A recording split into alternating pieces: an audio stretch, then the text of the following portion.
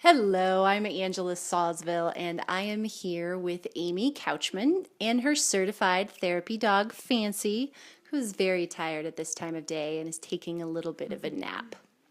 So, Amy, as you are well aware, I'm the mother of two kids, and sometimes I find it a little bit challenging to know how much sadness or stress or upset in my kid's life is a normal amount, and when should I be concerned about them, and when should I take action to get them more support.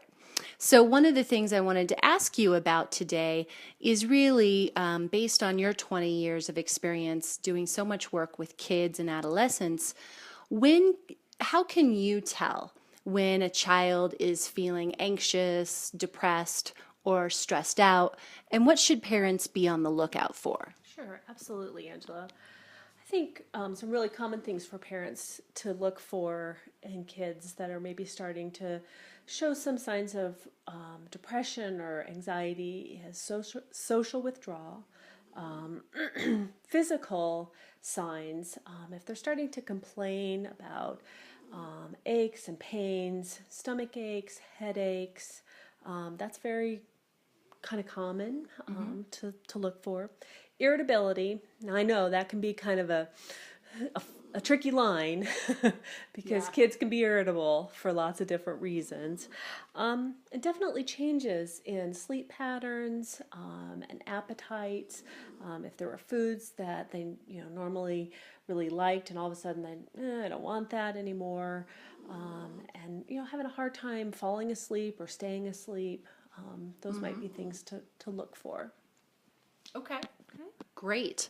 And what about on the school front? What should parents be aware of there? Certainly. I think at school it's really important to check in with your teachers, check in with counselors. If you're hearing any reports from school, from teachers about changes in behavior, acting out at school, misbehavior, not wanting to do homework, getting really frustrated with homework, those might be signs. Self-deprecating comments. I can't do this. I suck. I never know how to do this right. Those can be some kind of warning signs that you should listen for. And what are some of the other telltale signs that might indicate to parents that their child might need more support and that it might be time to get some therapeutic support in place? School is a big one, we know, self deprecating comments. What are some of the other telltale signs in your experience? Sure. I think kind of you know, changes in daily routine, things that they once were interested in doing, like I kind of said before, if your child was interested in, their soccer team or gymnastics, and then decides, oh no, I don't want to do that anymore. I don't want to go anymore. Home life, if things start to become very disruptive there. We talked a little bit about school. And I would also say, sorry, lost my train of thought. No, We that's were doing okay. so well.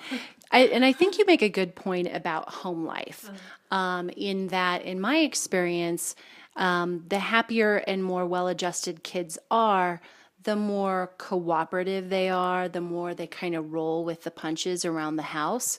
And in my experience, when kids are not so cooperative or easygoing at home, that's often a time when they might not be feeling so well internally. Is that what you've seen in your work as well? For sure. I think when kids at home are not feeling well, then internally they're something's going on. There's something churning in there, and that might be a sign that you want to, you know, turn to a counselor and give an opportunity to your kid to talk to somebody about what might be going on, how they're feeling, and just having an outside person to um, help your child talk about those things. Great. Well, thank you very much. And thank you, Fancy, for being here with us today. And we'll see you next time.